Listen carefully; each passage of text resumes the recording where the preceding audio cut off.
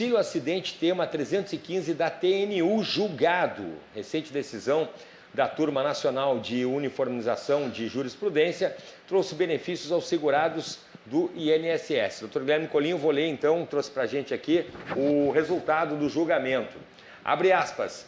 A data do início do benefício de auxílio acidente é o dia seguinte à data da cessação do benefício de auxílio por incapacidade temporária, que lhe deu origem, independentemente de pedido de prorrogação deste ou de pedido específico de concessão do benefício de auxílio acidente, nos termos do artigo 86, parágrafo 2º da Lei 8.213/91, observada a prescrição quinquenal dos valores atrasados. Lá no canal Saiba Direito tem um vídeo falando sobre o tema, 862 do STJ, que é em linha parecida. E sugerimos então que você também assista esse vídeo no canal Saiba Direito do Dr. Guilherme Colim.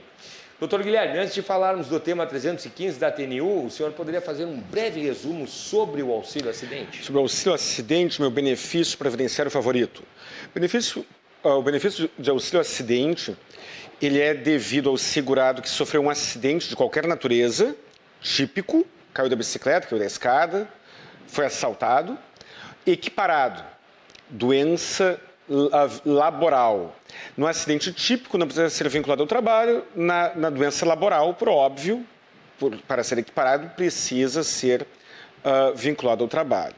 E esta doença, ou melhor, esse acidente, precisa ter gerado uma lesão que tenha reduzido a capacidade para o trabalho. Ela não é tão grave a ponto de gerar uma incapacidade definitiva, não impede que a pessoa trabalhe, mas gera uma redução da capacidade para o trabalho. E aí o segurado receberá o valor mensal, que corresponderá a 50% do que receberia se fosse aposentado por invalidez, poderá seguir trabalhando e o valor do benefício será somado ao salário de contribuição para o cálculo de benefícios futuros. É um baita de um benefício. Bom, e agora sim, vamos passar para o tema 315 da TNU, doutor Guilherme. O senhor poderia explicar melhor, quais são os seus efeitos pro auxílio acidente? O que acontece? Lá na Lei 8.213, artigo 86, prevê que o benefício de auxílio acidente, que é esse que acabei de falar, deverá ser implementado pelo INSS no momento da alta do término do auxílio-doença, que hoje mudou de nome, o auxílio-doença mudou de nome, se chama benefício por incapacidade temporária. Na maioria das vezes, o INSS não cumpre a lei quanto a isso. Na grande maioria das vezes, a pessoa teve uma redução para a sua capacidade de trabalho, o INSS às vezes manda para reabilitação, às vezes não, e não encaminha, não concede o benefício de auxílio acidente que deveria ser concedido automaticamente. Acho que isso aí ficou claro. Pois é, aí a pessoa não sabe que recebeu, que tem esse direito e não pede esse direito. E passa 1 ano, 2 anos, 3 anos, 5 anos, 10 anos, e assistindo um programa que nem esse, por acaso, ouvindo alguém conversar, encaminha o pedido. E aí o INSS entende que o benefício de auxílio acidente pedido depois deverá ser pago da data do novo pedido para frente, e não da data da alta do INSS. E mais, existem decisões judiciais em ambos os sentidos do que eu falarei agora, que é o seguinte: a pessoa estava em auxílio-doença, recebendo, estava renovando ou não, e aí ela pedia a renovação do auxílio-doença e o INSS negava. E aí passavam 1, 2, 3 anos e a pessoa pedia, então, o auxílio-acidente, porque ela se deu conta que podia trabalhar em alguma outra atividade, por exemplo. Muitos juízes diziam, se foi negado o pedido de prorrogação do auxílio-doença junto ao INSS, o auxílio-acidente, que é outro benefício, retroagirá a data daquele benefício lá atrás. Só que muitas vezes a pessoa não pede a renovação. A pessoa, Cláudio, quebra a perna. Fica lá com a perna engessada, com a perna para cima, durante algum período, recebendo o auxílio-doença. acaba o prazo do auxílio-doença e ela volta ao trabalho. Mesmo com a sua limitação, ela volta ao trabalho e não pede a prorrogação. E aí muitos juízes entendiam que, nestes casos, não há a retroação. O valor do auxílio-acidente não retroage à data da alta do INSS. Muitos juízes entendem desta maneira e aplicam esta interpretação. O tema 315 da TNU tem efeito vinculante junto ao Juizado Especial Federal, assim como o tema 862 do STJ tem junto ao rito comum, determinando que, em todas as situações, o benefício do auxílio-acidente deve retroagir à data da alta do INSS. Tem o segurado do INSS formulado o pedido de prorrogação e negado ou não. Então, essa é a grande vantagem. É pegar os atrasados, pegar o dinheiro lá de trás. Vamos ver então, doutor Guilherme, que a gente gosta de explicar direitinho as mastigado. Coisas. O pessoal entendeu. O segurado sofre um acidente qualquer, vinculado ou não ao trabalho, tá bom? Ou contrai uma doença, né, que é vinculada ao trabalho. Isso. Fica em auxílio-doença por um tempo e não pede a prorrogação quando acaba o prazo, tá? Ele, o segurado, aceitou o término do benefício, então, muito tempo depois, ele pede o benefício do auxílio-acidente e tem direito em receber os valores retroativos. Exatamente, é o que eu falei. Tem direito. Todo esse relato aí que tu exemplificou. Estava em auxílio-doença, não pediu nada vezes nada. Após a alta do INSS. Não pediu. O benefício de auxílio-doença tem data de alta programada. Então, quando o INSS concede o benefício, ele diz, olha, o senhor terá o benefício de tal data até tal data. Caso entenda que segue incapaz, então você deverá fazer o pedido de prorrogação. Aí o segurado não fez o pedido de prorrogação. Tem direito, sim. Pode até esmiuçar mais aí, Cláudio. Vamos lá, vamos para o exemplo então, tá? O cara sofreu um acidente ou contraiu a doença incapacitante lá em 2010, tá? Ficou em auxílio-doença até 2011. Está assistindo o programa agora. Ele vai poder pedir hoje o benefício de auxílio-acidente e receber todos os atrasados? Não todos. Ele pode pedir hoje, mas ele receberá os atrasados limitado aos últimos 5 anos. Ah, tá. Perfeito. E 5 anos não é 5 vezes 12. É 5 vezes 13, porque tem 13º. Então, são 65 meses da data do pedido atual para frente. E não tem um prazo de decadência de 10 anos? O prazo de decadência de 10 anos não se aplica para benefícios que não tenham sido negados. Ah, perfeito. Bom, doutor Guilherme, sobre o tema 862 do STJ, né? Não é a mesma coisa que o tema 315 da TNU? Qual é a necessidade de uma nova decisão justamente sobre o mesmo assunto? O que acontece? O tema 862 do STJ tem um texto muito parecido, não é igual, mas é parecido, e ele tem um efeito vinculante nas ações de rito comum. É muito recorrente na advocacia previdenciária o advogado se depara com a documentação, faz os cálculos do atrasado, calcula o valor da causa. Quando o valor da causa são os atrasados mais 12 vezes o benefício mensal futuro. Quando o valor da causa, os 12 meses futuros e mais os atrasados, ultrapassarem 60 salários mínimos, o valor da causa, né? Então mais do que 60 salários mínimos, jogará aquele processo para o rito comum. No rito comum existe o juiz de primeiro grau, que proferirá uma sentença. Essa sentença terá um recurso de apelação que irá para o Tribunal Regional Federal. Essa decisão do Tribunal Regional Federal irá para o STJ. As decisões vinculantes do STJ vinculam o juiz de primeiro grau e o Tribunal Regional Federal das ações de rito ordinário que tem valor da causa superior a 60 salários mínimos. A TNU, Turma Nacional de Uniformização de Jurisprudência dos Juizados Especiais Federais, faz a mesma coisa nos Juizados Especiais Federais. Então, quando o valor da causa for menor do que 60 salários mínimos, a ação tramitará no Juizado Especial Federal. E agora a TNU tem esta ótima decisão, com efeito vinculante, também para essas situações. Muitos advogados da área previdenciária, o que fazem?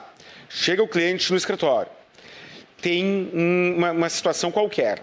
Aí o advogado estuda a jurisprudência do rito comum, ações acima de 60 salários mínimos, e do juizado especial federal, ações abaixo de 60 salários mínimos. Quando a jurisprudência, quando as decisões dos tribunais regionais federais ou do STJ forem a mais favorável, o advogado tenta forçar com que aquela ação vá para o rito comum. E como é que ele faz isso? Muitas vezes, o processo vai, entre aspas, vai para a chocadeira. O que é isso? Tem que ver caso a caso, é óbvio, mas às vezes o advogado não entra com a ação de imediato, Cláudio, fica esperando o tempo passar para aumentar o valor do retroativo, o valor dos atrasados, para somar com os benefícios futuros, para que a soma de ambos ultrapasse 60 salários mínimos e assim o processo vá para o rito ordinário, para fugir do juizado especial federal. No juizado especial federal tem o juiz do primeiro grau, dali cabe um recurso para a turma recursal, depois cabe um recurso para a turma regional de uniformização de jurisprudência, depois para a turma nacional, que é essa que o Cláudio leu aqui, que é em Brasília também. Só que, muitas vezes, a TNU entende sobre situações idênticas. A TNU decide em favor do INSS e o STJ em favor do segurado. E, doutor Guilherme, quem já pediu o benefício do auxílio acidente e já está recebendo, mas não recebeu os atrasados, pode entrar em juízo também para pedir? Depende. A pessoa que agora encaminhou um pedido administrativo de auxílio acidente, encaminhou o pedido administrativo e o INSS concedeu. Não é muito comum conseguir na fase administrativa, mas o INSS foi lá e concedeu. Essa pessoa poderá pedir os atrasados, poderá pedir os efeitos do tema 862 do STJ ou do tema 315 da TNU. Isso caso ele tenha tido auxílio-doença lá atrás, né? A pessoa que entrou com uma ação judicial e obteve benefício de auxílio-doença por ação judicial, aí a gente tem que ver. Porque existe uma coisa em direito que se chama coisa julgada. Coisa julgada é um nome técnico que se dá para o efeito imutável das questões debatidas em algum processo. Quando a pessoa entrou com uma ação judicial e pediu o efeito retroativo lá de trás e perdeu a ação e transitou em julgado, ou seja, passaram todos os prazos, ela não conseguirá reabrir a discussão. E aí ela perdeu, não tem o que fazer. Quando a pessoa entrou com um pedido junto ao INSS, o INSS negou, entrou com uma ação judicial, e nesta ação judicial não foram pedidos os atrasados, aí é possível agora ajuizar uma nova ação para pedir tão somente os atrasados. Bom, doutor Guilherme, a gente está recebendo aí, a gente anunciou lá o nosso WhatsApp no início da entrevista, né, no início do programa ali, a audiência tem aí a interatividade com as dúvidas. Por favor, coloca na tela aí, Mateuzinho, ó. O que a gente recebeu aí de perguntas? Olha aí, ó, Marcos Vinícius, fala rapaziada, na audiência do portal RDC, tá aí, que maravilha. Tânia Regina, pergunta ao doutor Guilherme Colim, porta-voz do meu vizinho ao lado, ele pergunta, tenho 75 anos, 3 filhos, um terreno e casa. Qual o procedimento para deixar a casa e o terreno para um dos filhos, caso ele venha a falecer, né? Eu tenho problemas alcoólicos, o outro está bem encaminhado na vida e a terceira é a que mais precisa. Bom, dona Tânia, a pergunta não diz respeito ao assunto de hoje, mas eu teria o maior prazer em responder. Primeiro, ele pode fazer um testamento e nesse testamento ele deve respeitar o que se chama legítima. 50% dos bens de qualquer pessoa devem ser divididos entre os seus herdeiros necessários, que são seus filhos, caso ele seja casado, cônjuge, marido, esposa, companheiro ou companheira. Mas tem uma informação aqui que não é a sua pergunta, mas eu quero responder também. Aqui está dizendo que ele tem um filho dependente químico. Eu tenho lá no canal Saiba Direito um vídeo que falo sobre pensão por morte para filho adulto. Vamos imaginar que este filho dependente químico seja incapaz para o trabalho e seja dependente econômico do pai. Quando o pai falecer, ele, o filho, terá, teoricamente, direito a receber a pensão por morte do pai. Mas a prova disso é muito difícil. Como é que muitas pessoas, como é que eu recomendo que as pessoas, o que eu recomendo que as pessoas façam para facilitar a vida do advogado que for brigar com o INSS em favor do filho adulto? Tem algumas opções. A interdição judicial, quando as circunstâncias permitirem. Ação judicial de alimentos e, na ação judicial, já tentar documentar a incapacidade para o trabalho.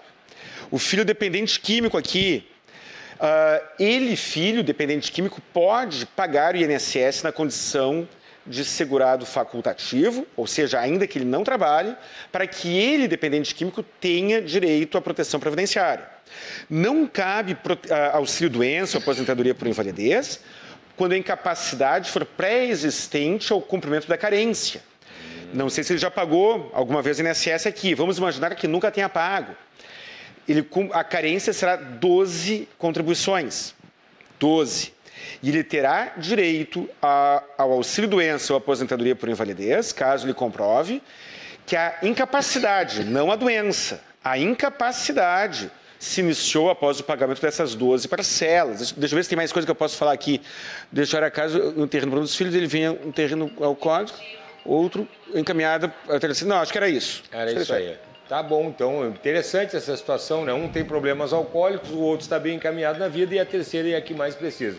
Então vamos focar, o doutor Guilherme Colim falou que realmente eu não sabia a questão da dependência química ali, né? Que pode ser pleiteado, então, um auxílio. Qualquer doença incapacitante, dependência química, cardiopatia, AVC, acidente, esquizofrenia, doença psiquiátrica, estresse pós-traumático. Depressão tem que ser uma incapacidade definitiva, permanente, sim, né? Sim, sim. Depressão... Pode ser temporária. Na maioria das vezes é temporária, mas pode tentar também. Doenças ortopédicas, qualquer incapacidade. Mas tem que comprovar a incapacidade, a dependência econômica, antes do óbito. E esta prova é difícil. E aí eu que vivo falando mal da pensão alimentícia, vivo criticando, em algumas situações ela tem uma certa utilidade. Nesse caso aqui da pergunta, se o pai pagar uma pensão alimentícia para o filho, primeiro, o pai terá benefícios tributários, reduzirá na sua base de cálculo. Segundo, o filho não pagará imposto de renda pela pensão alimentícia que receber. Terceiro, dependendo do que ficar comprovado, isso já ajuda a comprovar a incapacidade para o trabalho.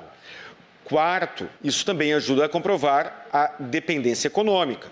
Isso pode ajudar bastante a obter uma pensão por morte, caso o segurado faleça. Perfeito. Temos mais alguma pergunta aí? Era isso que a gente tinha aí da nossa audiência aí para o doutor Guilherme Colim. Respondida a pergunta, então, do doutor Guilherme Colim. Por favor, contatos, doutor Guilherme. Tem mais uma?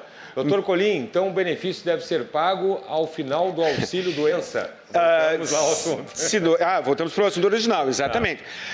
Se o INSS cumprisse a lei, a resposta é exatamente essa. Sim. Se o INSS cumprisse a lei, como é que funcionaria?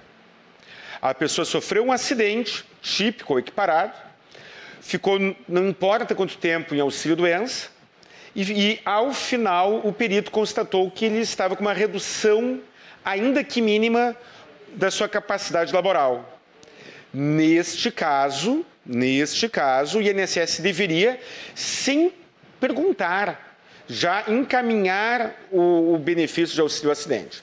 Não é assim que funciona. Na prática, não é assim que o INSS se comporta.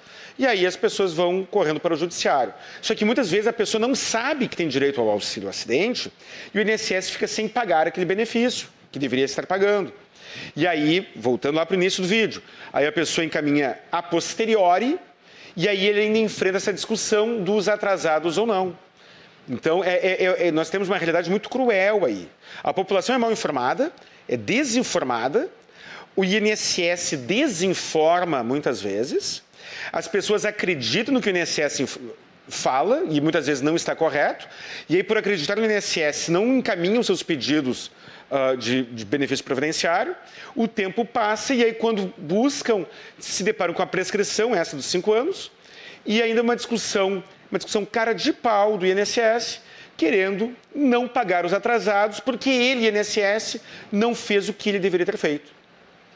Mais uma pergunta, obrigado pela participação da Márcia. O Luiz Soares, boa tarde, doutor Guilherme. Quem é microempreendedor individual pode solicitar o auxílio-doença? O vídeo de hoje é de auxílio acidente. O microempreendedor individual, ele é, para fins previdenciários, enquadrado como contribuinte individual.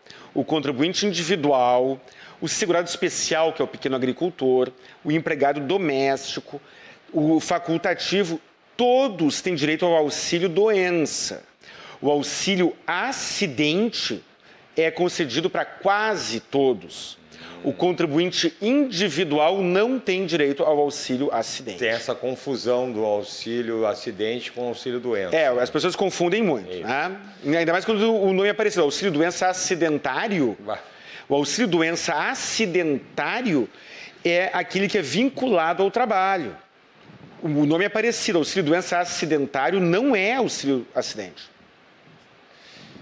Sucesso absoluto de audiência, doutor Guilherme Colim, aqui no programa. Olha só, Denise Barreto, em caso de acidente de quem é MEI, caso esteja acamado, né? Como fazer para solicitar esse auxílio-doença? Olha só, não sei se a pergunta está correta.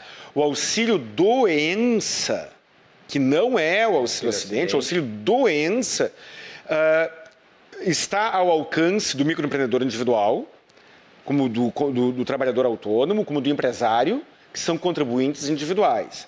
É muito fácil. Pode ligar para o telefone 135, munido, é claro, dos seus dados pessoais, para agendar a perícia. E na perícia encaminha, né, leva os exames, a documentação que precisa. Ou pelo próprio portal do INSS também é possível. Isso no auxílio-doença. No auxílio-acidente, o MEI não tem direito. Perfeito. Sucesso de audiência e público, doutor Guilherme Colim, aqui é brincadeira. Daqui a pouquinho eu e o doutor Guilherme Colim vamos criar um programa separado só.